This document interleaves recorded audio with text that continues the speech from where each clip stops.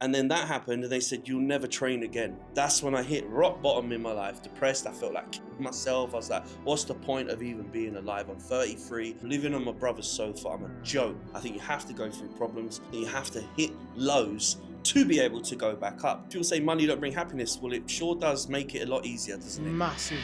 Welcome to the Next Level podcast, where me and my guests share our wisdom, our experience and practical exercises that have helped us level up to where we are and that we continually to use on a daily basis. Today, I'm with a bodybuilding champion and fitness coach named Jason.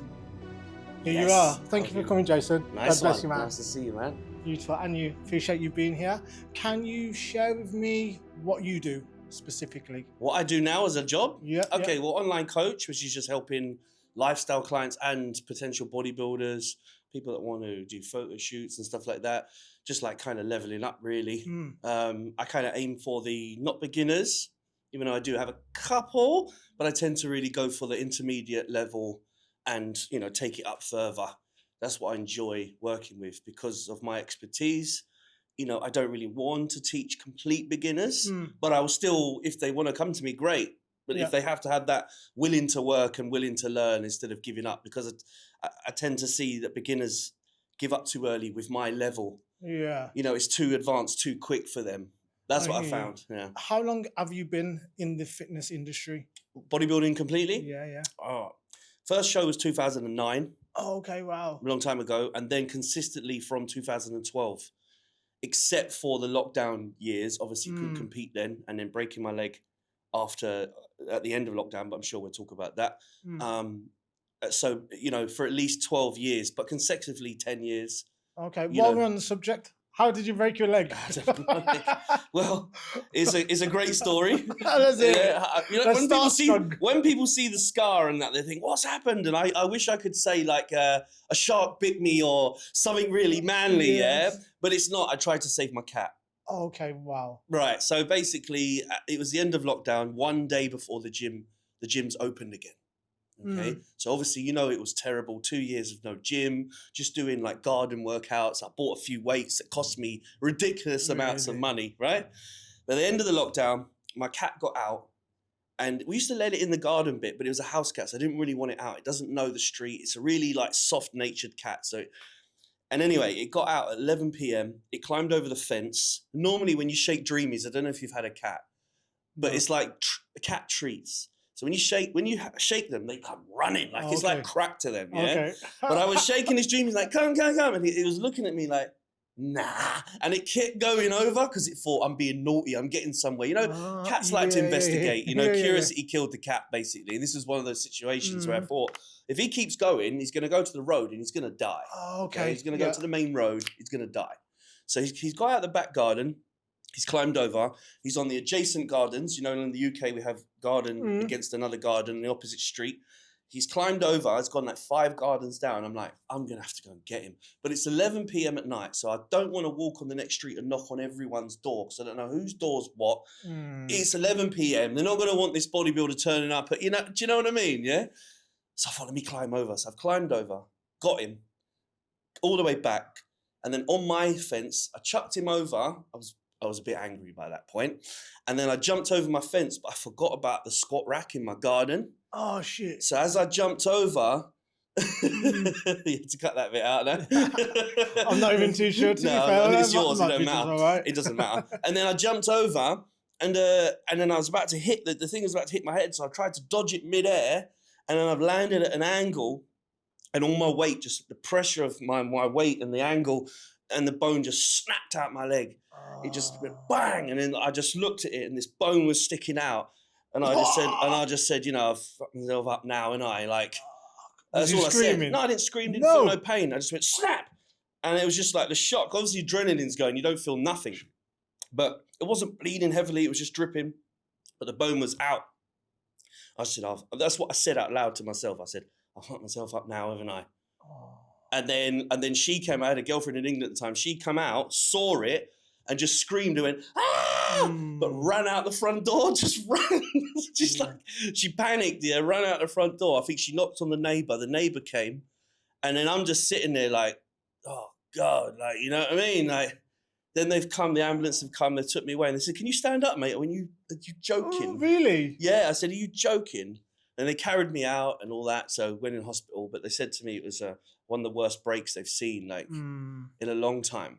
And it was the major trauma hospital for South London. So one of the biggest trauma hospitals in the whole of London I was in, and even they were saying, this is a really bad break. Oh, what a double wound as well, though, because you was excited to get to the Excited gym to get back to the gym, because obviously I'm a bodybuilder, so I'd lost not a lot of weight, but I'd lost, I'd lost a bit of weight. I just wanted to get back in the gym. And then that happened, and they said, you'll never train again. You will never train. With that injury, nah, it's not going to happen. Crazy. So obviously I shedded a tear. Yeah. I was like, because it's my identity, bro. It's what I've done all my life. I've always gone gym. I'm now a bodybuilder. And the year before I'd become 4th in Britain, so I was on the rise. Yeah. I've been competing for years, but it was just a hobby before. I never really took it serious as in like, okay, I want to turn professional. It was just like, I enjoyed training. That was the initial part of doing bodybuilding. There was a few bodybuilders in the gym back in the day, one of them being James Hollinshead, who's a professional, well-known face in the industry now. But we all knew he was going to go far because he was so laser focused from day one. Oh, okay. But, I just kind of got into it because I never really knew what bodybuilding was. I started to get into it, started buying magazines, people giving me magazines, Flex magazine, and just learning my way up. There was no education like there is now. There was nothing. There was just magazines. You read it, you trial and error it. That's basically where I learned from, like literally from scratch. No one taught me anything. It was, there wasn't coaches or anything like that. There wasn't really anyone that could teach you. But I enjoyed it. It was like a new hobby for me.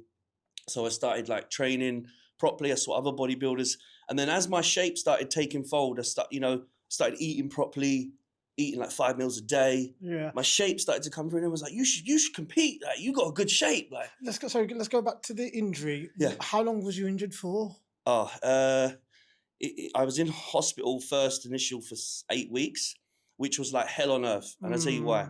Because I was allergic to the anesthetic. So what happened to me was I had non-stop hiccups after my surgery, like non-stop for days on end. Yeah. I couldn't sleep.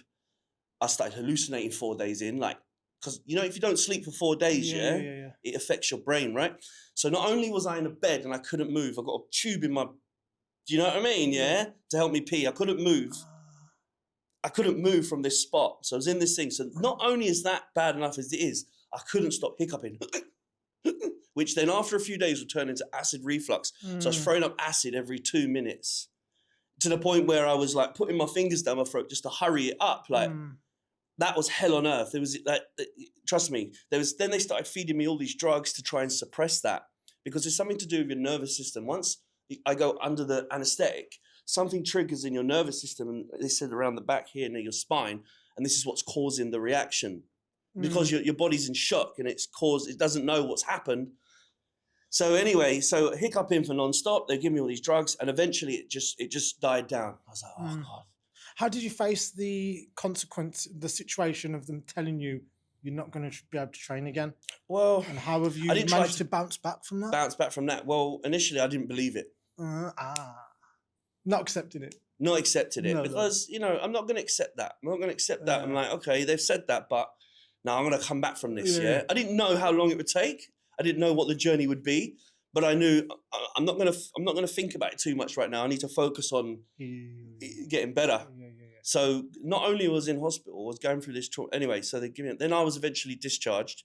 I came out, and then I started going into the gym on my crutches with this boot on. Like, I was not having it. Like, I was straight back in the gym. After 2 months? Yeah, I was like, after like 3 months where I could literally like, it took maybe about 6 months before I could actually move around properly, because they put a skin graft on my thing, so that had to heal properly. You have to take a bit of time for that, because if the skin doesn't take properly, it's a big problem. They're going to have to redo it. That is a major problem. So maybe like 4 to 6 months, I didn't train. But after that, I got back into the gym. And as I was going back in the gym, I must have been in the gym about a month. And then I thought, right, let me try and do some legs. And I've got this boot on. I'm crazy. People thinking I'm crazy in the gym. I've got crutches. I've got my girl helping me just to put weights on. Yeah. But I'm like, nah, I'm a soldier. I'm coming back, yeah? I'm not going to let this, yeah, do you know what I mean? And I was so excited to do a bit of leg extensions. And I was doing leg extensions just with the boot on. But I was like, wow, it's something, yeah? So you proved them wrong after a couple of months? Yeah, I was like, I'm not having it, you know? Yeah. But then I thought I was strong enough to do like a kind of leg press movement. I did a hack squat, no weight.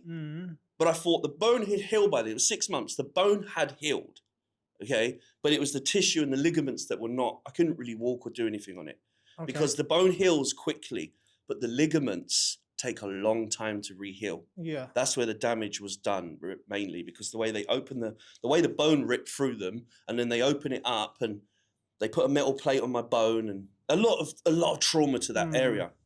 So I started doing, and then the next day, it started swelling up. I thought, oh, what have I done to myself? Like, I've set myself back now, yeah? And then I had fever symptoms and I was like, is it, because at the time COVID was still, we went for a second lockdown at that point. Yeah. You know, there was one, let out, then another one. And that's when I was like, is it that? I didn't really believe in COVID anyway. I knew it was just a flu, right? I don't care what anyone says. And the proof has come out now that's right anyway. Anyway, so I thought, have I got that? And then the next day, it was so big, I just touched it and it exploded, yeah? So there was an infection. Obviously, that was the fever symptoms from the infection. And then there was a massive hole in my leg. And I called the hospital and I said, I can't get back in, you know, it's burst open.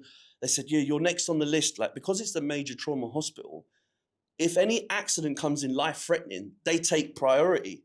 But I'm on top of the list. They're like, you are top of the list. You are coming in. No point of waiting in the hospital for it. Just stay at home and we'll call you as soon as there's a spot for you to go straight back into surgery, right? Okay. I said, okay. It took 4 or 5 days. And every day it was getting a little bit bigger, this hole. I said, if you don't bring me in soon, I'm going to have no leg left. So, sorry, go back to what exploded? Well, there's a weak point on the skin graft. Yeah. Okay. So it had to come out somewhere. So what happened was there was a weak point here and it just went, come out. But that hole started to get bigger and bigger and bigger until it was like that big. Okay. And I was like, no, you could put your finger in it. I was like, if that carries on, it did slow down, but they're like, I was like panicking, you know, if you see every day you wake up and there's a bigger hole in your leg, this ain't right? How did you manage to like get through those tough days, like just being in the hospital and like just... you know, I've been through a lot of trauma in my life. So I don't know, I just deal with stress. I deal with trauma and things like water for ducks back in a way, but obviously it affects me a lot later. How was your day? Like, give me a general in hospital, schedule of your in hospital. Just lie there all day. Read or? Oh yeah, I'd watch movies continually. Watch movies continuously. But then when they put me back into hospital, so they eventually got me back in, then I thought, oh, they're going to put me under again. Now they had to take the metal out because what happened was they said, you've got an infection. If that infection goes to the bone, we're going to have to chop your leg off, mate. So I was close to getting my leg chopped off. So, how can you take yourself back to that feeling? That was like, oh, right. My life's finished. Hurry up, put me under, get me fixed. I was praying to and the man said to me, he said, right, we've got to take a skin graft, but we can take it from the leg. I went, do not take it from my leg. Do not take it from my leg. They took it from my groin eventually. They said it's either groin first, but if it doesn't work, we're going to have to take it from your leg. I said, if you take it from my leg, my bodybuilding career is over. They take a big chunk out of your leg. Goodbye to bodybuilding. Never going to step on stage again. I went, please to the man, please. Please do it right. And anyway, I woke up out of surgery. I was like, my leg. He's like, no, we done it. I said, thank God for that. Yeah, they took it from the groin, right? Then I had that same thing, hiccup. But this time it was like worse than the last time. And it was like for 10 days straight. By the 9th day, I was losing the plot, mate. I was losing. I could normally keep myself calm and cool. But there was a point after like 5, 6 days, I started just shouting like, get out of here. Like I was losing it, bro. I was losing it. Who was with you? Who was like caring for you? My ex-girlfriend at the time, but because it was COVID, she weren't allowed in the hospital. No visitors. Way. That what made it worse. Disgusting. And you know what made it worse? Because I was in hospital and on the news, it's like, oh, hospitals are full up. No, they wasn't. It was empty. It was all lies. And I knew it was all lies anyway. From everything I saw to the reality of the lies, to the bullshit, to all the nurses and the ones that were real people like me saying it's nonsense. Why? Why did they feed us that then? Because it's all a way of money and power from the top, for as in pharmaceutical companies, which are all in cahoots with the people that want to control the world, and that funds the people as well. It's like a pyramid, right? But the way they did it was a way to see how we can be controlled, how easily they'll be manipulated, especially with the masks. That was another way of doing it. How easily and how many people are stupid enough to listen to us. And from the minute it happened, it was like somebody saying this wall is white, but it's like a dark blue black, right? Yeah. But they're saying to us it's white, and you have to say it's white. I knew it was a lie. I knew in my heart. I know when I'm being lied to. And all the things that I saw with my own reality and what I saw and perceived things, it was all a lie. It was all corrupt. The actors on telly, I know when someone's acting, I saw actors on telly going, my wife, please get my wife's nearly died, or she's died or whatever. Please get the vaccine. It's like, you are there's no real emotion from it. I knew we were being lied to. So all the way through, all the way through. No way I'm having that vaccine. This is not real. Yeah. And I'm right now because all the truth is coming out. You know? Some people believed it, and it made me realize, right?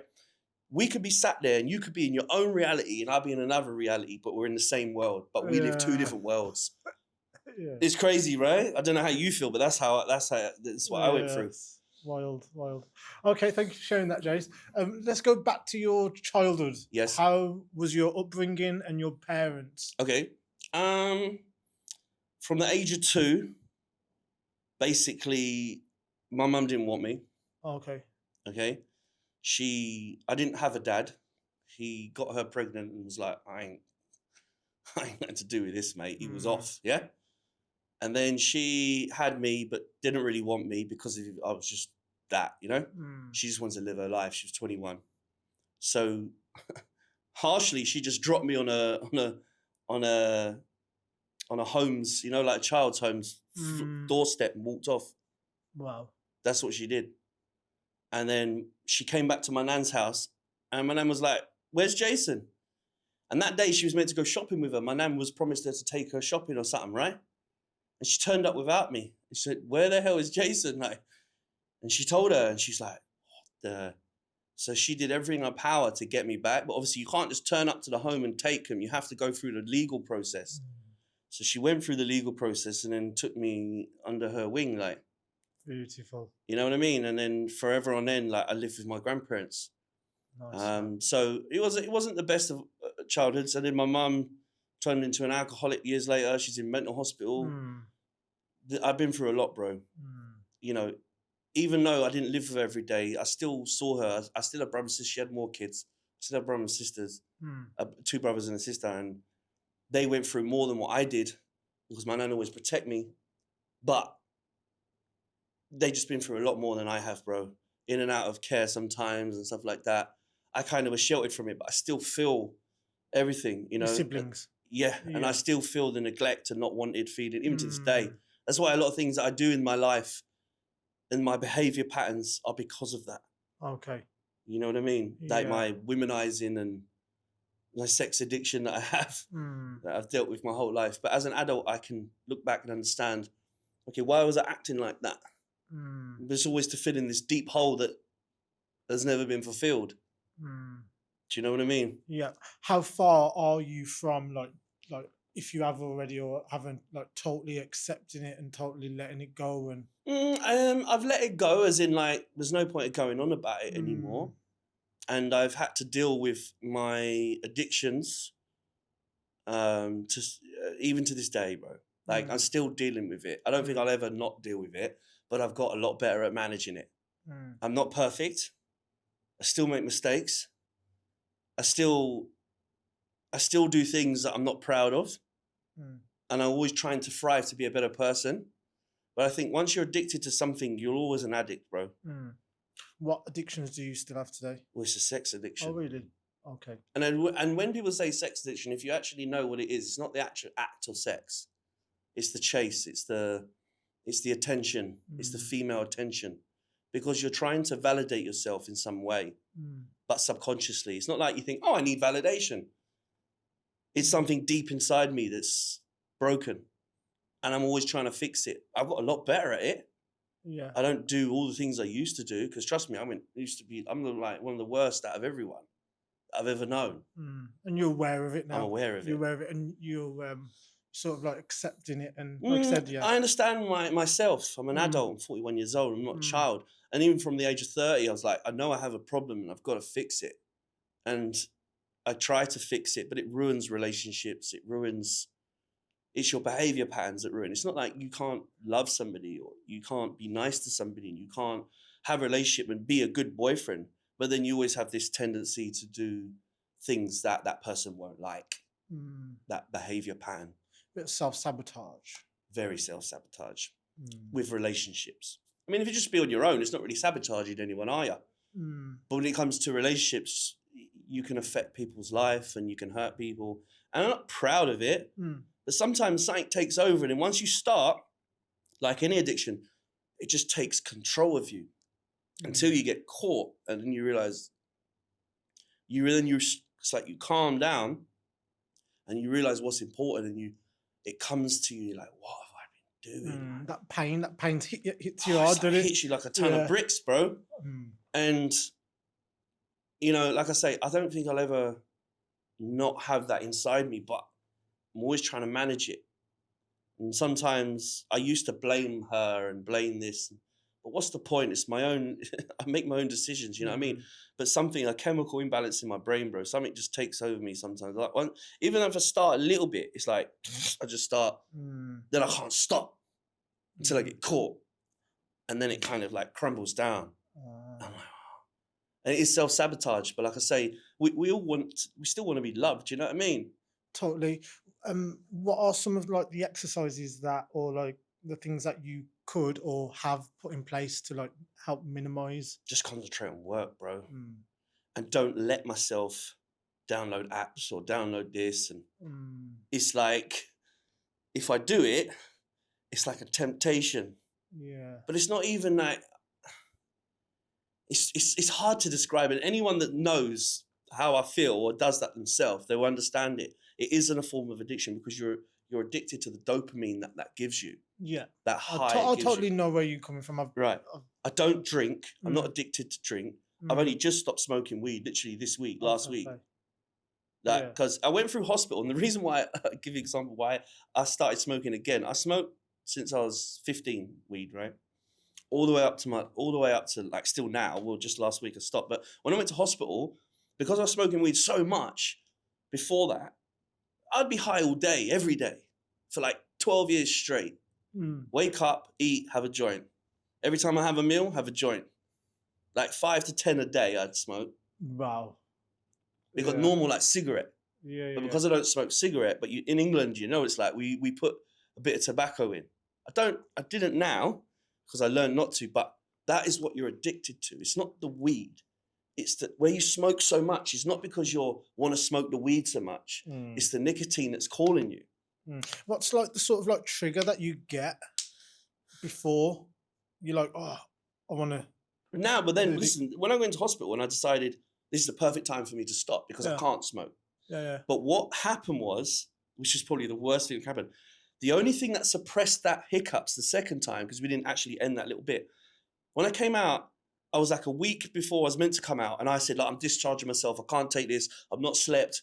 I can't do this anymore. I need to be in my own house and be throwing up with acid. I don't really need to be here anymore. I'm going to discharge myself. I went home. I was throwing up in a bucket every 5 minutes, right? I was like, this is terrible. And then I thought to myself, hold on. If this is to do with my nervous system, people with MS and all that have shakes, all these problems, right? Once they smoke weed, it goes away, right? Yeah. I thought, I've got to try it. Okay. So I had some leftover weed from however long ago, but I thought, right, I'm not going to put nicotine in it because I know I'm going to get addicted to that again. Okay. I'm just going to put the pure weed in now. Put the pure weed in the joint. I smoked 2 pulls in this joint, bro. Gone. Oh, okay. The hiccups stopped instantaneously. Yeah. Yeah. I was like, so I've been suffering for 9 weeks. They're giving me every drug under the sun. They're giving me these antipsychotic drugs that I was hallucinating. It was sending me, twisting my reality. That like they were for they were for mad people. And it wasn't like a nice buzz. It was like I was awake, but I felt like I was dreaming. But the dream felt like a reality. You know, when like you're half awake, half dreaming. Yeah. It was like that all day. It was not nice to feel like that. Yeah. So and I said to them when I went back to the hospital, I went, "You've given me all these drugs under the sun, and all I did is take one little bit of weed, and it stopped instantaneously. You need to give people weed that have gone through well. You know what I mean? They're like, we can't give them weed. I'm like, but that just fixed it. So I was like, right, it's a medicine. I'm going to treat it like a medicine now. So then I just started smoking 1 joint a night, but just pure weed. But then recently, the last week, I thought, you know what? I really need to focus and change. I need to keep bettering myself. This is what we're getting to the point of. Yeah. Trying to better myself. Yeah. And I thought, what's the next step? Because I've done everything. Yeah. What's the next step? Okay, let me stop smoking weed. What are the reasons why you would stop smoking, you personally? Because I think it makes me 25% lazy. Yes, 100%. It makes me 100% lazy. Yeah, but because I've done it for so long. Yeah. Like, I can still manage it. Like, I used to do bodybuilding competitions, this and that, and I'm high all day. I turn up to the show, I was smoking all day. Yeah. People are like, how can you do that? But because I've done it for so long, it was the norm to me. But so I used to think, if I can be this motivated and I'm high all day, what the hell can I do when I'm not? Yeah. You know what I mean? But then I did manage it. I got to the point where I just smoke it at night. I just have 1 joint at night, whatever. And I thought, this is okay because it's not really affecting my life. I do wake up still. All right, I'm groggy for about 2 hours. That's a big... Yeah. That's the 20%. Yeah, that's the 20%. And you got to consider the 20% before you go to bed that you could be productive as well. That's where it is, yeah. So maybe it's a bit more than the 20%. Yeah. But so now I just said, you know what? That's how I believe I'm getting stronger. Because I just decided last week, right, that's it. Because I took on another business coach because I feel like I'm not... Because coaching has evolved in the last year, the coaching... You have to there's so many more coaches. It's like, I need to level up. Totally. And I'm doing things I was doing 2 years ago in this business that are not now working, like attracting new clients. Now there's so many, it's saturated the market now. When I first started, it was easy to get clients. You just DM, send out 10 DMs and I normally get about 2 or 3 signups, right? You know, I got 30 in 1 month once. Like, that's a lot. Yeah. Now, I'm just not getting the numbers in as much as I'd like. So I said, I've got to reinvest in myself because once I broke my leg, that's where I started online coaching when I broke my leg. What was you doing before that then? Living a negative life. Say no more.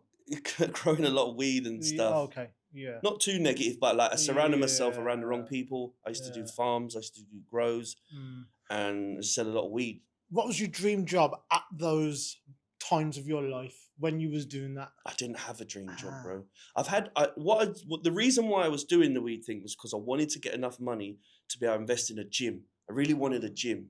I really wanted something, a restaurant. I knew that I could better my life, but I used to be a plumber and gas engineer, and that's the reason why I got into growing weed, because I was like, I'm forever working, but I'm forever broke. Like, what's going on here? Something's not adding up. Yeah, and I was like, and I walked into work one day, and this boss, the manager, who was only a few years older than me, used to shout at me because I'm like 10 minutes late, but I've drove an hour and a half, hour and 45 minutes to get there. It's like, if there's a little bit of traffic and I'm a little bit late, what do you want me to do? He used to love it. He used to love the power trip. And I thought, every day I was like, I'm going to punch this dude in his face, yeah? Do you know what I mean? Yeah. Like talking to me like rude every day. Yeah. And then I walked into work one day, and at the time I was 28 years old, and looked at everyone. There's all in their 50s, 60s. And I was like, is this what I'm going to be? Boom. Nah. Epiphany. I ain't doing it. I said, I'm taking the risk. Yeah. Literally, I had another ex-girlfriend at that time at 28, and her brother was growing weed and that, and I said, you can help teach me how to do it, bro. I had it in my head before I even knew that he did it. This is what my next step was. I visualized it, but I didn't know how to do it. And did you leave your job that day? As soon as I started doing it, and I made a little bit of money from it. That pain that guy kept throwing at you. Yeah. Just switch that. I was like, I need to, obviously I got to be stupid. Like, if I don't have money coming in, I need to. Yeah. But then I done that, and then I went to the next step. And Fair I play. just, I leveled up. I did a room, then I did the loft, and then I did a house, and then did 2 houses, and blah, blah, blah. And that's what I did, Yeah. And I did that for 10 years. Wow. But I wasn't going anywhere. Because in that game, this is what I believe. Maybe here it's different because it's legal. But when it's illegal, you're surrounding yourself with the wrong type of people that don't only just do weed, you know what I mean? And I just think living that negative lifestyle, and I was high all day, I just never grew. Nah. And also, like, that money, because it's so easy to get, Yeah. you don't respect it, you don't appreciate No. it. So you just buy, Yeah. you don't use it, value. My mindset don't make the went to a most way out I of the wasn't money. happy with. No, because I made like 4 times the amount I'd make with a job. Yeah. And I got a bit cocky with it. It's the first time I'd made so much money, and I was like, just a bit like rude. And God teaches you things, and he shut me back down many times. It's like, who do you think you are? Do you know what I mean? Do you want to give me an example? I got raided. I got robbed. Mm. Not physically, but like someone robbed a crop, and just there was always a negative thing going on. And I think because I was high all day, I just wasn't utilizing what I was doing properly. Yeah. I was just kind of content where I was. Because you know what it was? Because I worked so hard my whole life, like never feeling like I'm getting anywhere, working all hours of the day. I just wanted to bodybuild. So I was like, I took the opportunity just to live bodybuilding. All I did was grow weed in the house, sleep, eat, bodybuilding. Oh, okay. But it didn't make any more progress than not doing that. Because if anything, it made it a hindrance because I didn't see anyone. I didn't do anything. I used to have different women coming to my house all the time, using them and chucking them out, eating food and staying on my own. Like literally. Yeah. There was no like growth. What was the next epiphany moment when you leveled up again to that growth to where we are here now in Thailand? Well, what hit me was the reason why I say that. That's what I'm saying, because I started online. I went through a few things, and I got this 1 year. I'd lost 5 grows in a row. I lost over 200K. It was like God was saying every time, "Stop this, stop this, stop this," but I weren't listening. And then the last one was like hit me like I got raided twice. I was going through court. I was going all of this on top, and I was doing another one. Then I had this warehouse, and then that warehouse got stolen. There was like over like 100K's worth of weed stolen. Oh. Everyone's pointing things at me. I had people coming to my house with guns. I had all this craziness going on. And then what happens when that warehouse got robbed? I went there, and like the guy who went with me, he saw it. Was like, "I'm out of it. I'm not staying around. This is bait. I'm gone." Right? And I thought, this is the last bit of money I've got. I need this money. I was broke. This was what I was waiting for. I'd worked for months. I'd lost so many grows. I'd lost any money I saved up was going and going and going. Imagine you're not getting paid every time. I only got so much money left. I'm like, if I don't get this money, I don't know what I'm going to do. I'm 33. I don't know what I'm going to do. So go back to that story. So what money are you talking about now? Your last bit of money? Yeah, because how I made my money was growing weed, right? Yeah. So every crop takes 4 months. Yeah, you had one last crop. Yeah. And I had no more money. Yeah, this was, I need this. Yeah. This is make or break, bro. This is like, oh. And then I got there, it'd been robbed. I was like, wow. So there was like 24 plants left in a corner somewhere because they couldn't be bothered to take anymore. That's how much there was. So I was like, right, that's enough. There's about a kilo and a half there. So I took the plants, bagged them up, put them in the car, rang my sister, and she had a house at the time in Essex, yeah. She was moving out soon, but she had an outhouse, which was like a bar, a karaoke thing. It's like a house in the garden. You know? It was it wasn't like rubbish, like a shed. It was like a proper house, yeah. Chalets. Yeah, so I was like, if I come there, can I put it in there and dry it and chop it, yeah? Yeah. She said, yeah. I said, sweet. So I've gone up there, drove for like 2 hours with all this weed in the car with a fan and an outtake just so I could dry it. And if anyone had pulled me over, you're done. Yeah. The thing stunk. If you've ever smelt freshly cut down weed, bro, it's ponging. Yeah. Ponging. So I drove there, got there, and I spent 3 days straight. Yeah, 5 hours sleep each day. That's it. Chopping. Because if anyone knows, I don't know, you've ever done that or you know, it takes time, right? Yeah. And you have to get it done then, because if you leave it, it could go moldy, this and that, the other. You've got to get it done. 5 days. 3 days straight, but 18-hour days or something. Oh, yeah. Shit. So I knew from the amount that I'd done, it was about 1.5 kilos, maybe 2, if that. Anyway, I hanged it up, started drying it. I stayed there 2 days, and I was like, look, to my sister, look, I got to go. I'm not changed. I'm not showered. I ain't got to change of clothes. I'm wearing the same clothes for like how many days now? I need to go back. So I've gone back, but I was leaving it to dry there, right? Gone back, stayed a couple of days, came back. On the day that I got there, she weren't in. And I come to her house and the back gate was open and it's never open.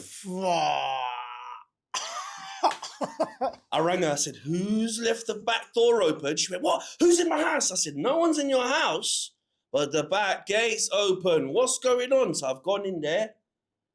The window was shut. Like I had a little window that I kept open because like you got to have outtake. And I did all this stuff in there, like sealed up from the inside, but had an outtake. Anyway, that was shut and I thought, that's not right. But I'd locked the door. I was the only one with a key. So I've gone there, the door's locked. I thought, oh, maybe it's okay. Opened it up, everything's gone. I was like, how? There was even an iPad, but it was underneath the leaf. They didn't even take the iPad. They didn't take none. They just took the weed, but it just dried. And I was like, who's took it? Did they follow me? Who knows it's there? And I rang myself and said, what happened? She went, oh, basically she got a long garden and her dogs kept going under the fence to go to the next garden's house, yeah? Kept getting into the neighbour's garden, yeah? So he paid for young lads to fix the fence. But the young lads have obviously smelt something, heard something, know what's going on, because they know they're young. They robbed it, bro. Oh, no. They robbed it and the fence wasn't fixed. Because my sister said, when I left the house, they were fixing the fence. I said, so you saw people fixing the fence and you decided to go out? I was like, but anyway, things are meant to happen the way they're meant to happen. Because that's when I hit rock bottom. There was no lower for me. I had nowhere to live because my house had been taken away, been raided. I had nowhere to live. I had no money. I had nothing. That's when I hit rock bottom in my life. Depressed. I felt like killing myself. I was like, what's the point of even being alive? I'm 33.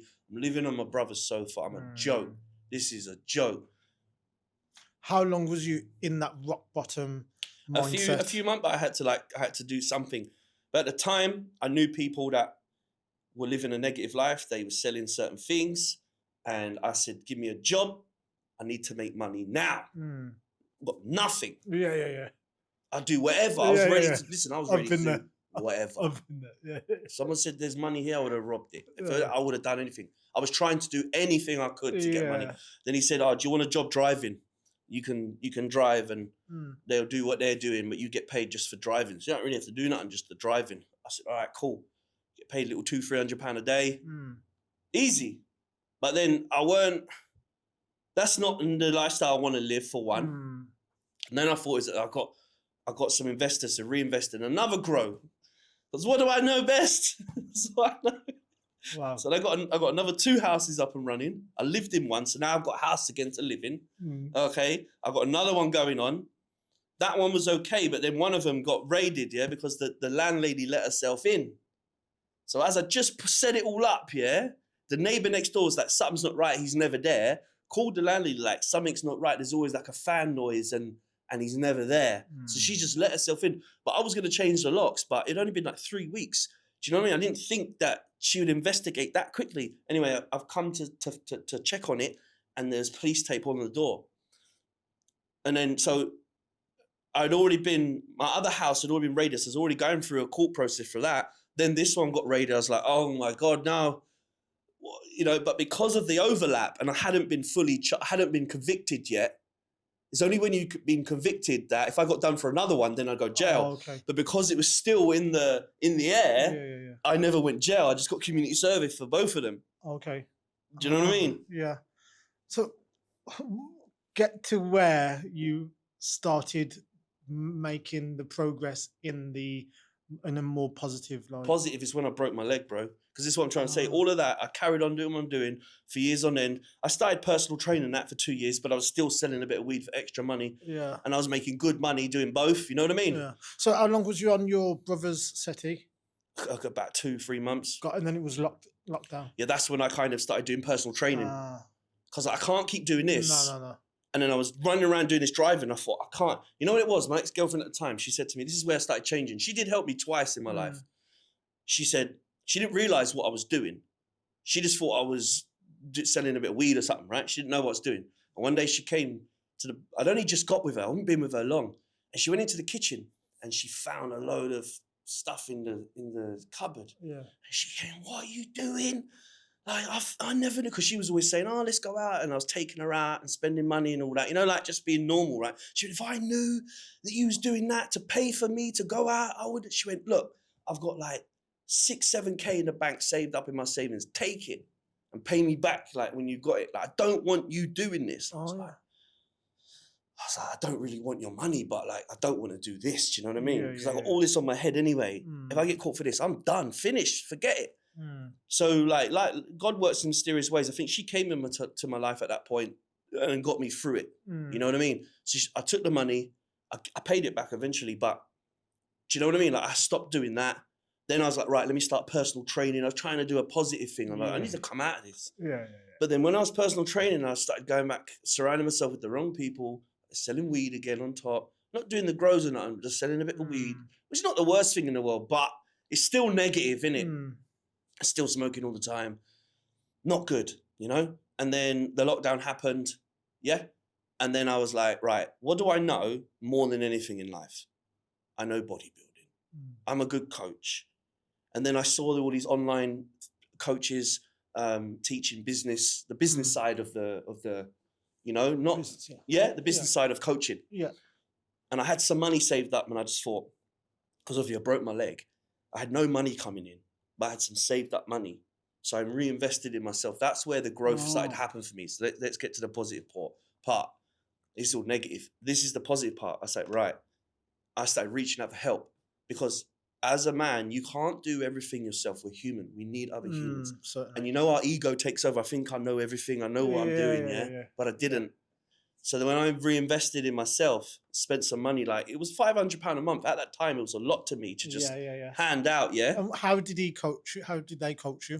He's online, like I do for other people now, online. So you have weekly check-ins. They give you a set tasks, which I've even took on another one this week, because I feel like I need to level up again. Beautiful. You know? And I saw the power in investment in yourself. You know, people go to university, people go to college, they invest in themselves, right? Why don't you invest in something that's going to make you money? Totally. So I invested in that for like 2 years, and I just kept growing. And I got up to like a good level of money, you know, 5-6K a month. At the time, I had a broken leg. That's not bad. Beautiful. Do you know what I mean? I mean, most of it, I hadn't earned that working. So and you don't need to look over your shoulder. No. That's something to be proud of. Yeah, I even bought a Range Rover. Wow. I was rolling. I had a broken leg, Range Rover. Do you know what I mean? I was leveling up. I was like, okay, cool. You know what I mean? And then obviously I just grew from there. I've just kept growing. And then I came to compete like the year later, after breaking my leg, after the second surgery, because remember, I broke it, but then 6 months later, I had to have surgery again. So it's like, I don't really count that point when I broke it, the start, the end point. It was when surgery again. Anyway, so then I started competing again, and I thought, like, let me grow in this prep, because I hadn't got my muscle back, but I thought, if I start the prep, I will grow into the prep, because muscle memory, I was hoping on it. So I did show after show, and I was getting better and better every show.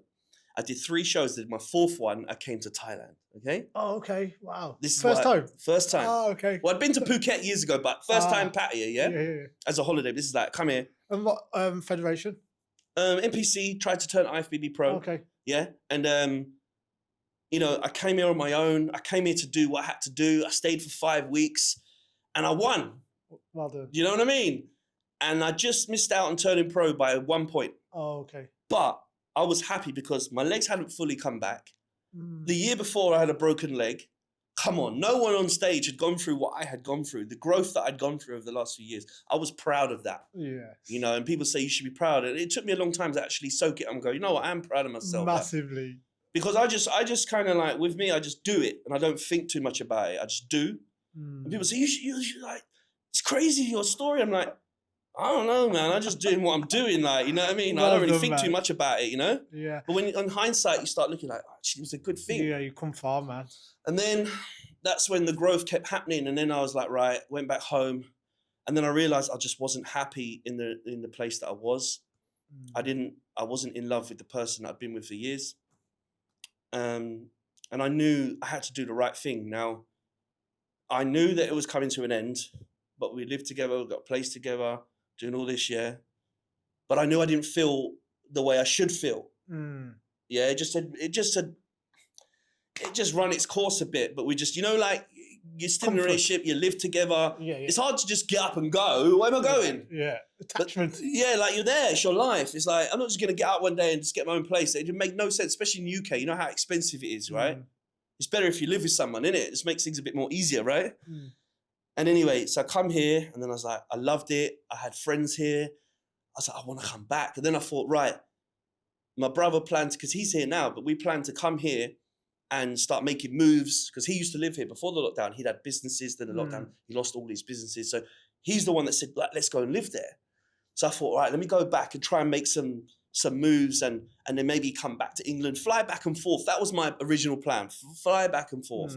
But once I got here, I met my new girlfriend, yeah, and then like we fell in love and all that, and I felt how I'd wanted to feel for all those years, but knew that I hadn't. Beautiful. Do you know what I mean? Yeah. And that's when I decided, no, I'm not coming back. But the harsh thing is what I did, and I'm not proud of it, but it is what it is. Like, she'd already booked a flight to come here, my ex, to come here. Oh, yeah. And when she come here, I didn't really want her to come because obviously I just met this new girl, we're falling in love. I knew that I was trying to distance myself. I was trying to end it, but I didn't have I didn't know what I wanted yet. I was still on the fence here. Oh, okay. Yeah? And then she come, and as soon as she come, I was like, nah, I can't do this anymore. I can't be with you. And I didn't want to keep leading her on anymore. She wanted marriage and kids, yeah? She got into that age where time's ticking for her, 33 to 32. Yeah. So I was like, right, I don't love you the way I should do. And I just blatantly just told it as it is. Yeah. Because I thought, you know what, I need to be a good man. I need to be a better person. Everyone hated me for it because the way I did it, yeah, the way I was so harsh. And I just said, listen, you're going to have to go back home. I'll pay for your flight, man. Fair play to you. But then they're like, why did you let her come? I'm like, because I weren't sure yet. Yeah. But when she got here, I was 100% sure this is done. Yeah. This has to finish now. Yeah. Can't stay with her another 2 weeks on holiday and pretend like I couldn't. I couldn't do it. I was like, I can't be fake for another 2 weeks. I can't do it. I literally, How did she react? Not good. No. Not good. And some of my family, my sister fell out over it. Like, women take women's sides. And obviously she painted me as to be this worst person in the world. But realistically, she got a kid now. A year later, she got a kid. She got a boyfriend. I did the right thing. Yeah. In hindsight, I knew I was doing the right thing. All right, a bit harsh. Yeah, like, piss off. You know what I mean? But I had to cut it. I had to cut it, bro. No, I'm totally with you, man. Yeah. Appreciate you sharing that with me, mate. So then, how's Thailand been treating you? Thailand now, it has its ups and downs. I come here.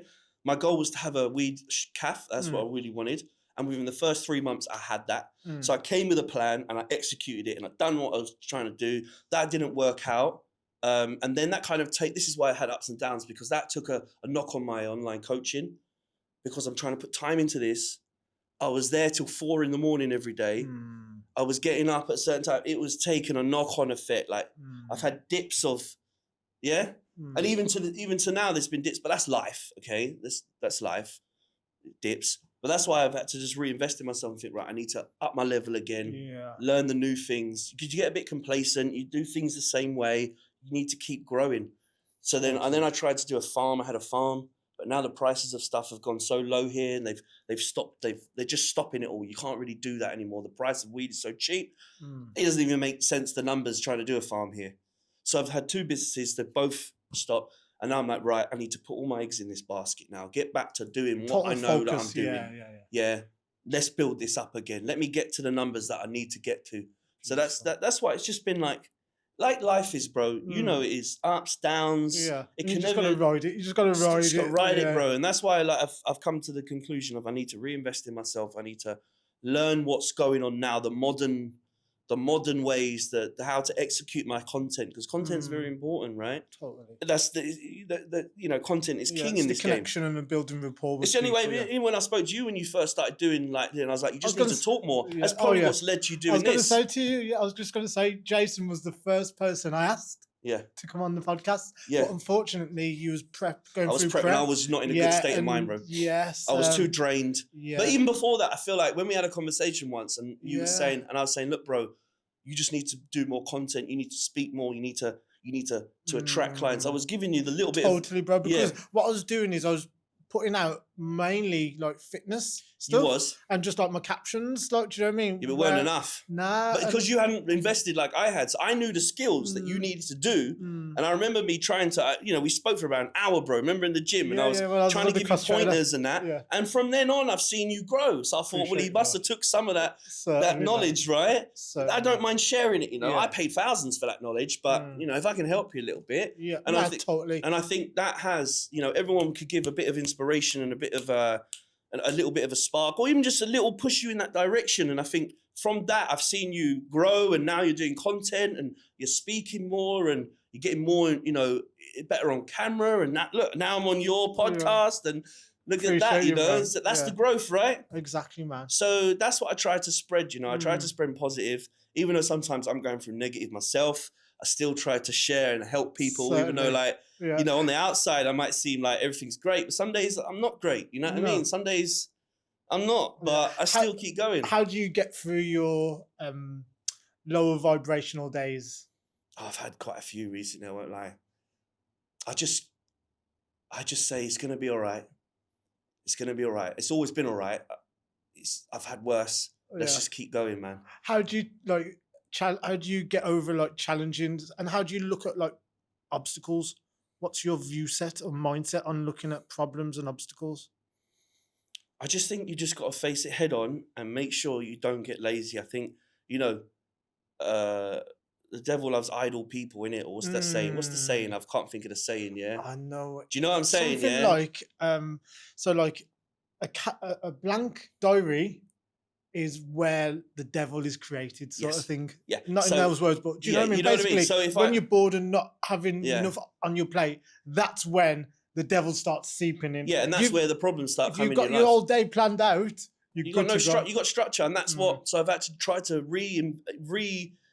re-push myself a new structure. That's why I stopped smoking weed. I said, you know what? I'm slacking a bit. Things are going back a step. I need to fix it. As I said, like the down, and then you come back up again. Yeah. So that's why I'm just going to be doing more content. I'm coming on things like this. I'm like, I need to keep going. You know Beautiful. what I mean? While we're on the subject, what's your like grandiose dream?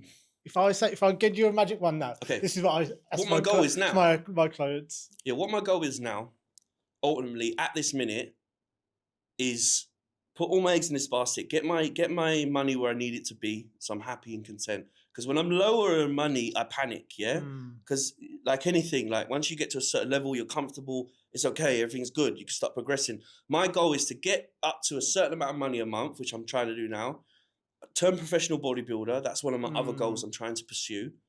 I feel like I will achieve that in this year or next year. I want to get onto the winning a pro show within the next 3 to 4 years. Realistically, that's achievable, where the level I'm at and what placings I get in shows. I know I'm nearly there at getting the pro card. And then I know within 3 years of me really focusing and growing still, I could potentially win a pro show within the next 3 to 4 years and then get to the Olympia. And once I've achieved that, I've done that goal. But in that journey, new opportunities will arise. I will reinvest, maybe buy property. That's one of my next goals, is to buy property here. And then get myself to a point where there's enough passive income that once I get to an age where I can't really, do all the competing and all that I've got enough passive income just to chill. That's what I want to do. Like, there's no, I want to be a multi-millionaire. No, I just want enough passive income that I don't need to stress anymore. I can live in Thailand for the rest of my life. Say you got like 10, 20 grand coming in every month. Yeah. No problems. Like living like a king, getting you in Thailand. Just like, I mean, not just even like a king, just like, I'm not a materialistic person. I just need a nice car. I need to have a nice house. That's good. I'm good. I need to go. I just want to feel like I can go and buy something or do something when I want to do it and not stress about, can I How afford much this? is it? Yeah, yeah. And that's it. I don't want no more than that, bro. Yeah. And eventually I Total do want a freedom. kid, if that can happen, if my body will allow it. Do you know what I mean? Like, Totally, bro. So what's like your step-by-step plan to get the card? To get well, this year I'm in my growth phase now. I plan to compete at the end of this year. If I make the improvements that I need to do this year, like a bit more, another 10 pounds of muscle, I will get that pro card. If I come in shape, anyone that knows me, if I come in 100% shape, glutes in, shredded, full big with my shape, I'm winning. Where's what competitions are you going to? I'm going to do the Bangkok one again this year. Okay. I'm going to do Philippines. That's one of my goals. They're like the back end of the year, like October, November. So I want to put enough weight on, you know, a bit more muscle. Because looking at myself last year, I'd done well, but I just need to be bigger. I need to be bigger and I need to be leaner. Once I got that little bit more muscle on my frame, on the top half, and I come in chiseled, I ain't losing. Beautiful. Share with me the stress of dieting. The stress of dieting, wow. And the mindset and how you battle that urge to eat what you shouldn't be eating. Well, I used to always smoke weed, so like I even managed it then. So that's what I'm saying. Because I've done it when I'm high all the time, it's easy now. I don't even eat that much crap, bro. I don't. Yeah. And in the prep, because I'm so like, I'm in it to win it. I don't even crave it anymore. I've become better at that mindset, that bulletproof mindset where I'm like, if I want this, I can eat that after. Sounds like the craving for the card, the pro it's card, more important than way more. You want a bit of cake? I don't care about the cake. Yeah, you get hungry, but whatever. And then you just think to yourself, I want to win. That's why now my mindset's changed, because now I'm trying to turn pro. Before, for years, I've done like over 30 competitions, bro. And I should do it just to give myself a bit more accountability, just to see how my physique, because I used to enjoy the process of growing and changing. I used to enjoy the process of, wow, I can make my body look how I want it to look. That has always been an amazement. Because I was an 80s kid, that's what I said before to people, you know, I grew up with He-Man, Thundercats. I don't know if you know what those are, yeah? A little bit. But like, because I'm like a little bit older than you, but that is like men meant to look like muscly men. That's what is embedded in me. Like I've always fascinated with being big, strong man, yeah? And even my mum's friend when we were kids, yeah, she was married, and my brother and sister's dad, he was friends with a guy called Rhino who's in the Gladiators. Do you remember the Gladiators? Yes. Do you remember Rhino? Yes, I do. Yeah, the mixed face guy? Yeah. Okay. Yeah, he was the first bodybuilder picture I ever saw, black and white picture in the 90s. When I saw this picture, I remember it to this day going, wow, that's amazing. I think that stuck in me. So I've always, from the age of 13, got my little weights. Yeah. And then like always loved, you know, men to be men, like gym, right? And it's always been in me. But until I started really doing well in the, I've always come top 3 in every show I've ever done. Oh, really? Every time, right? And that was coaching myself. But it's when I got to 2018 and I became 4th in Britain, which was like the highest placing in the finals, not just regional shows where I come top 3, always 1st, 2nd, 3rd, always. This is like the best of the best in the country. And I came 4th one year. I was like, wow, I'm on the rise. Like, I'm nearly there. You know, I thought, do you know what? I'm going all in now. I'm going to turn pro. Then we had lockdown. Like, just as I started like picking up pace and doing well, lockdown hold me back 3 years. So that my growth was held back 3-4 years, because really, you had 2 years lockdown, but I had to build back my body. It took me another 1.5 years to build back my body to where it was before the lockdown. So it's, you know, it's like 4 years push back of my development. If I had carried on, like not had broken my leg and all that, but my life probably wouldn't be where it is now. I probably wouldn't be here, but my body would have been a lot bigger. Oh, yeah. So with going back to the diet, how do you said a little bit about like competitive dieting, denying the things that you know you shouldn't be eating. Yeah. How do you like inspire or like pass on exercises to help people watching this at home that struggle with their diet and their self-control in putting what they know they should be? It's about balance. I'm not saying don't have nothing. It's about knowing and giving yourself set times. Okay, so you don't need to go cold turkey on sugar completely. If you're going to have a little something, maybe wait for the cheat meal that you're going to have. Or maybe have 2 cheat meals a week and just have it and it'll be done for a few days. You can't cut things out completely. That's not the trick to it. It's about giving yourself balance. Okay, that's the key to the success is balance. If you go all in on one thing, you're going to burn out. Okay, but if you have a set goal in mind and if you have accountability, that's why having a coach is so important. I'd say to people, like, if you're struggling, get a coach, invest in yourself. You know what I mean? Because that will give you the accountability that you need to be able to move forward and stop falling back too much. Because obviously what you're doing is not working. Because if you can't do it, you can't do it. So stop thinking you can do it. Because you can't. Not changing nothing. No. Like I said, I had to change myself and reinvest in myself because I knew for me to grow as a person, it's the same principle in whatever you do in life, whatever your goal is. If you want to achieve something and it's not working for you, you doing it all alone, get help. Because it's the only thing you can do. But having a coach, you know, will give you that accountability to say, listen, do this, this. On this day, you can have this. On this day, and you have a bit more structure. I find that a lot of the times, like, it's that you might have mentioned it earlier on, like people's ego not being able to accept that the help. This they is the need problem. The help sort of thing. I know you it all. I mean? I'm a man. I can do it. You know when I'm talking to people that, oh, I'm all right for now, bro. I'm like, I feel like saying, but you look like shit. You do need my help. Like, you know what I mean? They're like, oh, no, I'm training heavy. I'm doing a bit more. I'm like, defensive. Yeah, like they don't want you to. I wouldn't be rude, but like they feel like they don't need help. Oh, it's okay, bro. I don't need no help. I know what I'm doing. Well, clearly you don't, because you don't look good. No disrespect, but you know what I mean. I wouldn't say that, but how are some of the ways that you like spark them to? You just got to pinpoint problems or emotional triggers that they have. So sometimes it's hard to talk to people because you've got to bring out the emotional trigger. Like, why do you want to look better? What is the real main reason? Because we all have a reason why we want to look better or do better. It's not just, oh, I feel like doing it for no reason whatsoever. There's always an emotional reason why. Either like your ex-girlfriend might have said you're fat, or, you know, you got titties and everyone's taking the piss out of you. There's always an emotional reason why somebody wants to change or wants to look better. There has to be. So it's just about finding that emotional thing that's triggering them.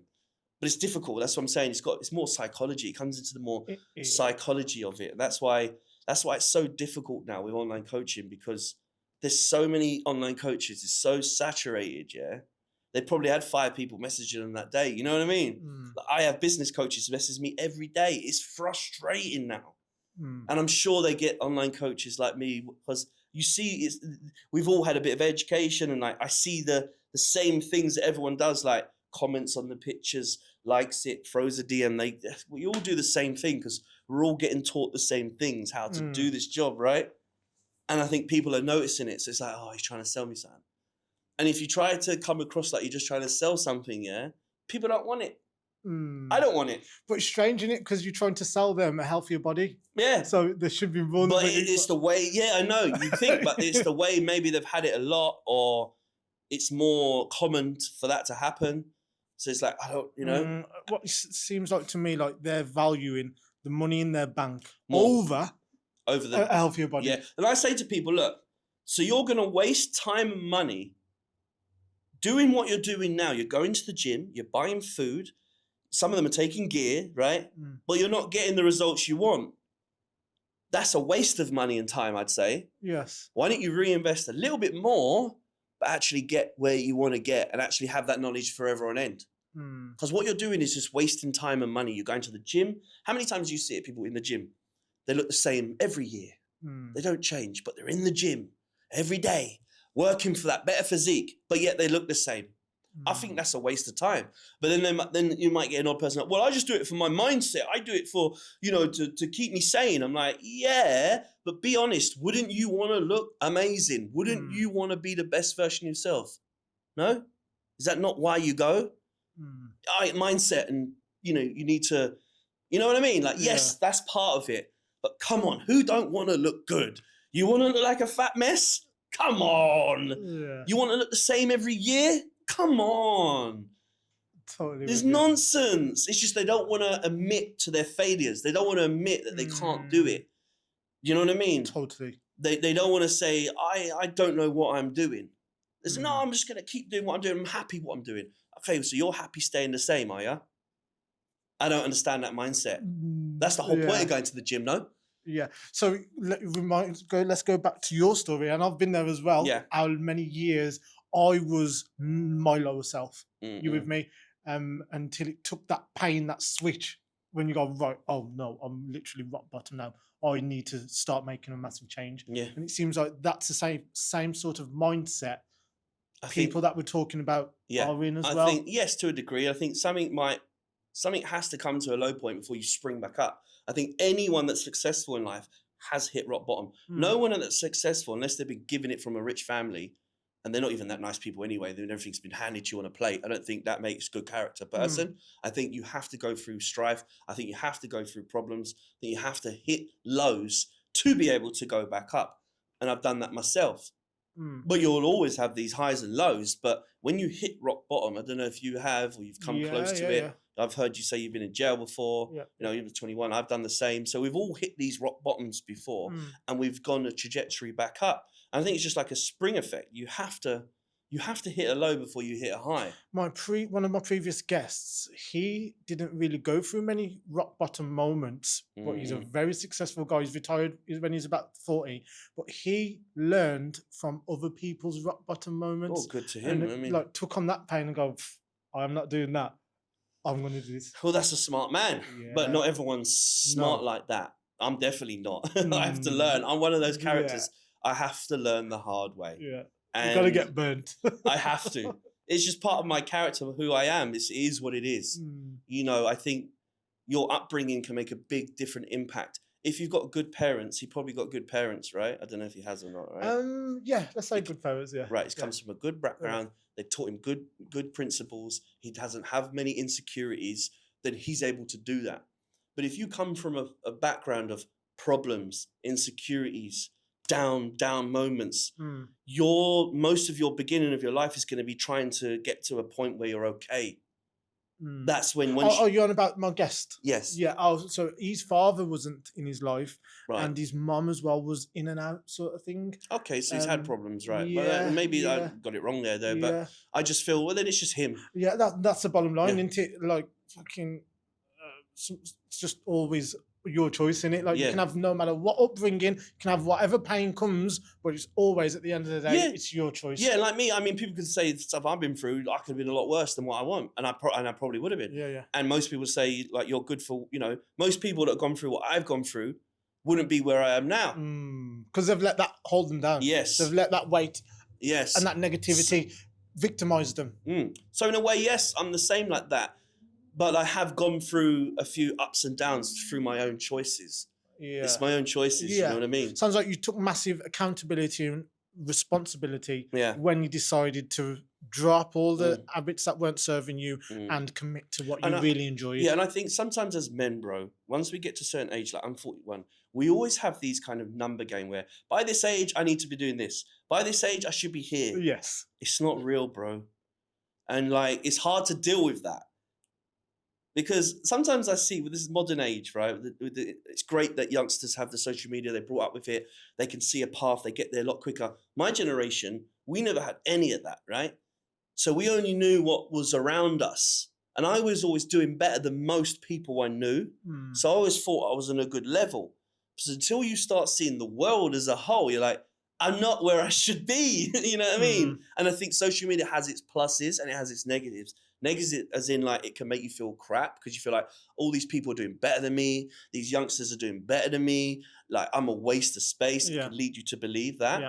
But then other ways it's good because it can teach the youngsters, the young generation of what not to do. And this is, you want to achieve this. This is the path you have to take. Yeah. You have to tick these boxes to get to that. That's the positive of it.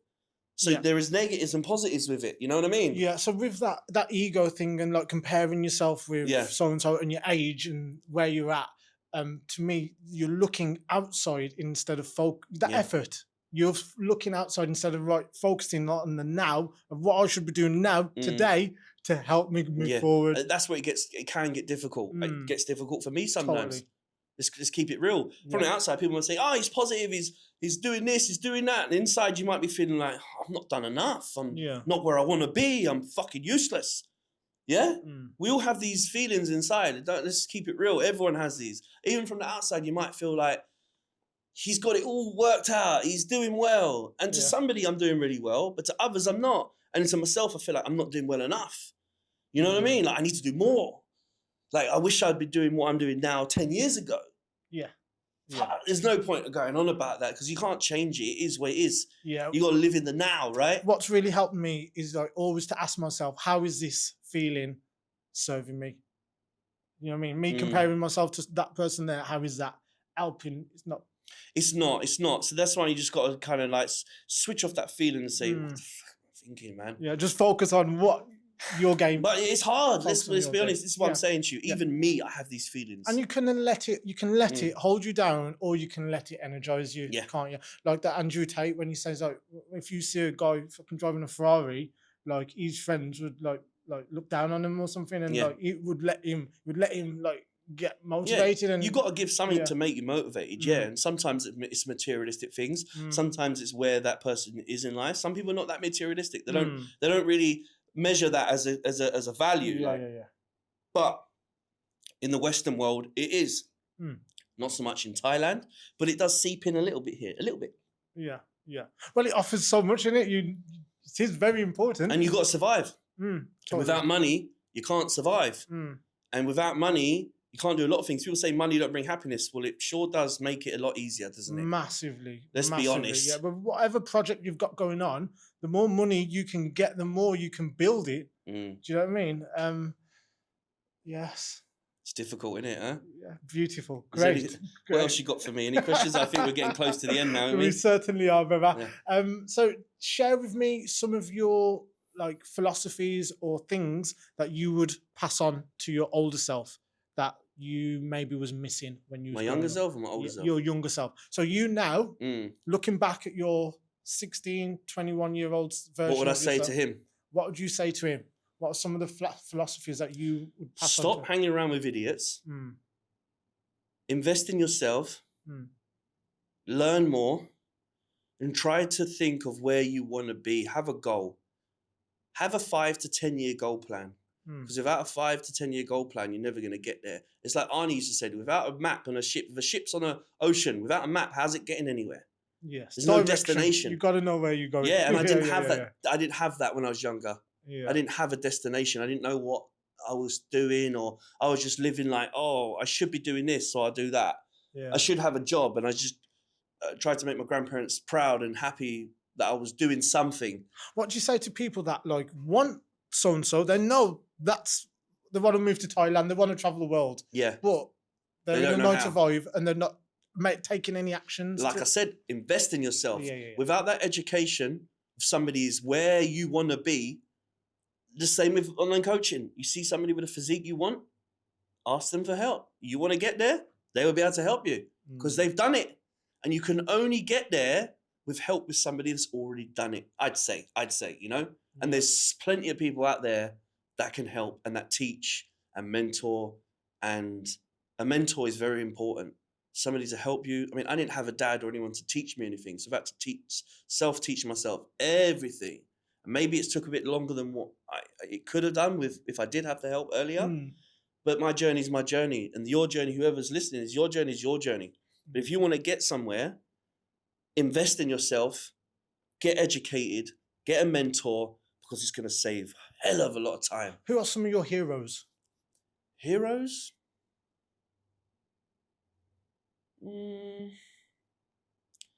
I don't really have a set person. I just think there's bodybuilders I aspire to be like a goal that I want to achieve. And I can say, well, this person's done it, this person's done it.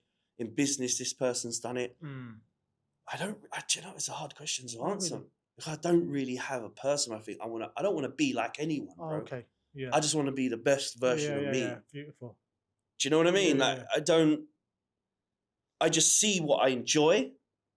I see what I think's good and what I'd like, and I aspire to that.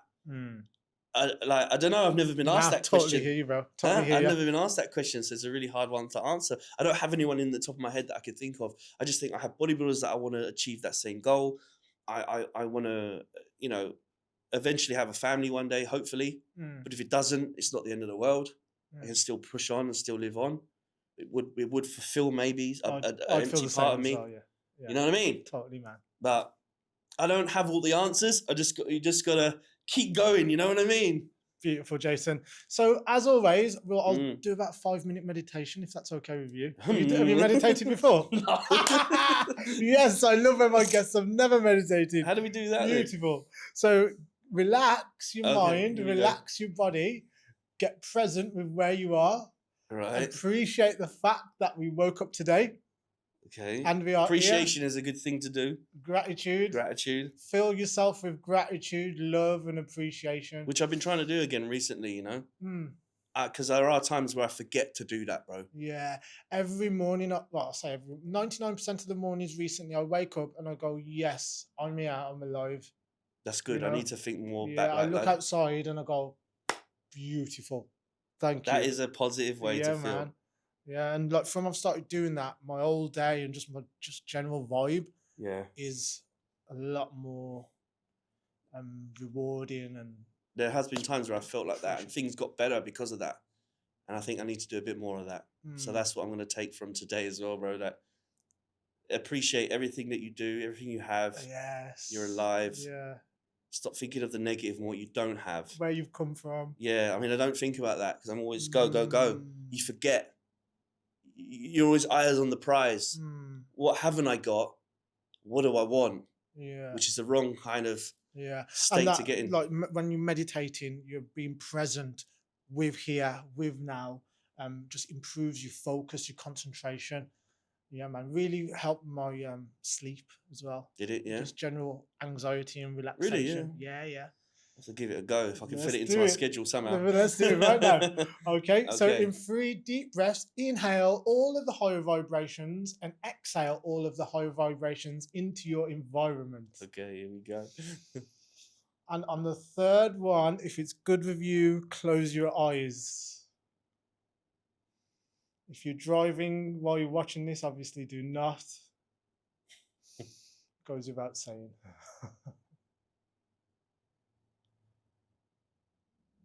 Now, give yourself credit for taking this time out of your day to watch this podcast that revolves around leveling up yourself, leveling up your spirituality, your gratitude for life, and your general character. Give yourself a high five, a pat on the back for turning up today.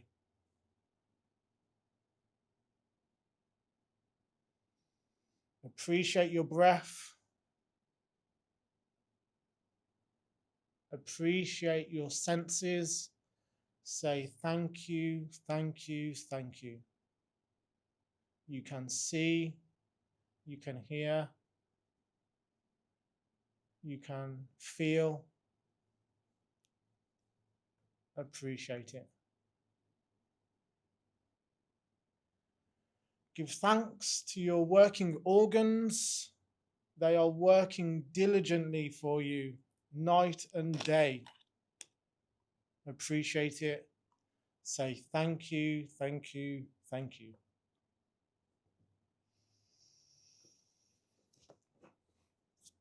Now give focus and appreciation to your body that takes you around all through your day. Say thank you, thank you, thank you. Appreciate it.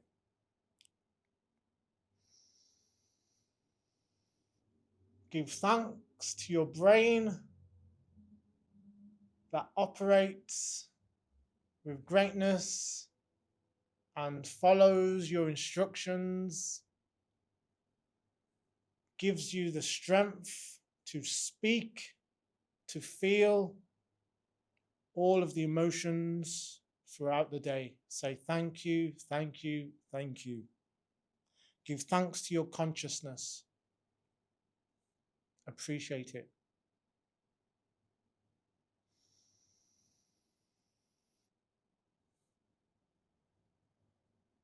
Give thanks to all of the opportunities and prospects you have. Appreciate them. Say thank you, thank you, thank you. Now for a few moments, whatever you deeply appreciate in your life, put focus, appreciation, and gratitude and love to them in your own time.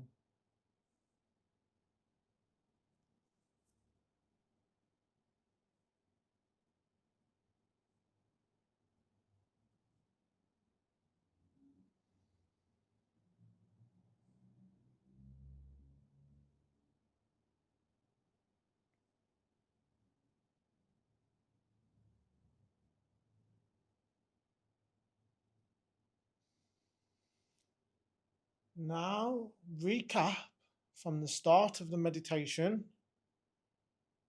to where we are now. Take with you anything and everything that's strongly resonated with you.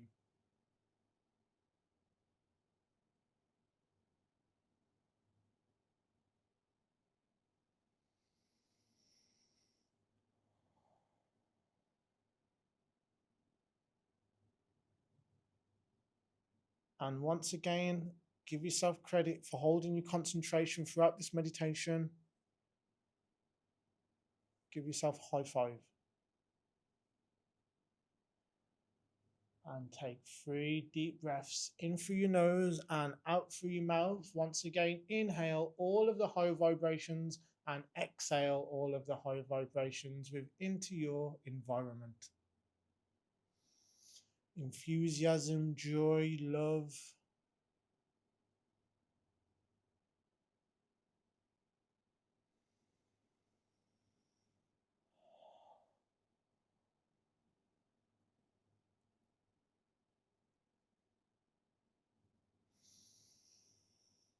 And to finish off with, bring your hands over your eyes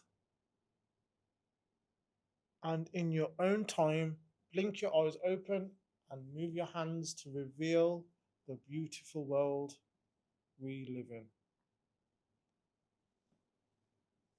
Thank you. How was that for you, Jason? Yes, mate. Good. Good. Beautiful. What's all these books about? Oh, well, we've got Start With Why. So that's basically if like someone's don't have their dream job, okay, ask them, what do you want to do in life? Why do you want to do it? Psychology of Money says what it is on the tin. This is a massive one. This is a game changer. This is The Secret. Secret of Love. It's good to read over it again. I watched the video. I didn't watch the book. Oh, okay. I watched the movie of it. You know, you can watch. Basically, they talk about the same thing. Yeah, it's absolutely game changer.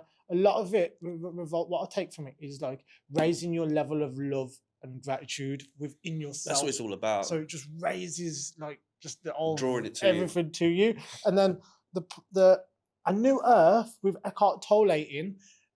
What I take from that is pain bodies. So as you was growing up, that pain body of neglect and your parents not being there for you. Yeah. The more you sort of like confront that and be aware of it, you with me?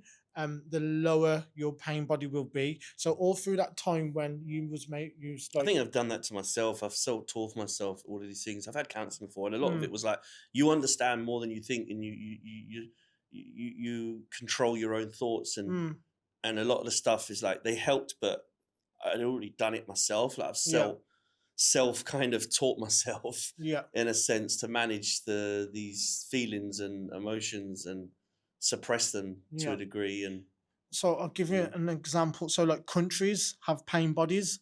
So like say like Africa, all sorts of Germany, through the war, that would have been their pain. Japan, of course it would. Do you know what I mean? PTSD. So like the people in the country still hold on to a little bit of that pain body, or they just totally let it go. I think it's passed down in generations as well through DNA as well. Yeah, I'll go through more while we're at it. TED Talks says what it's on the tin. And then 48 Laws of Power. Have you read that? No. Yeah, great one. Absolute great one. Robert Greene. So before I read that book, I felt like I was living my life as a nice guy. Do you know what I mean? And then that just woke me up to like it's not really getting the job done. No, be nice, but getting the job done. Be ruthless at the same time. Like not ruthless, but Don't be too nice. No, Nice no, people no, get walked over. No. Well, it's boring as well. Yes, boring. You've You've got to have something about you know what I mean? Like Mr. Nice Guy. No, When Mr. Nice Guy finishes last. It's vanilla. It's vanilla. It's vanilla. Don't be vanilla. No, Don't get you nowhere. Totally, But as I'm saying, you get walked over. totally. People take the piss out of you. Yeah, and that was sounds like that was one of my pain bodies, just to be nice to get what I want, sort of thing. Doesn't work like that. No. Because there's killers out here that will ruthlessly. Yeah. This is what I get from books, man. Like, my most valuable thing I ever decided to do for myself was to read and educate myself. So, like, growing up in school, I weren't interested in none of the lessons at all, man. And it was until that, like, things started landing on my door that I could not cope with. Right, I need to thicken. I need to get this stronger, and I need to thicken this. You know, yeah, man, and I did. Yeah, man. So, what did you take from that meditation, Jason? I'm not really there yet with the meditating. It's okay, brother. It's okay. I won't lie. Yeah. How long did you do, just out of interest?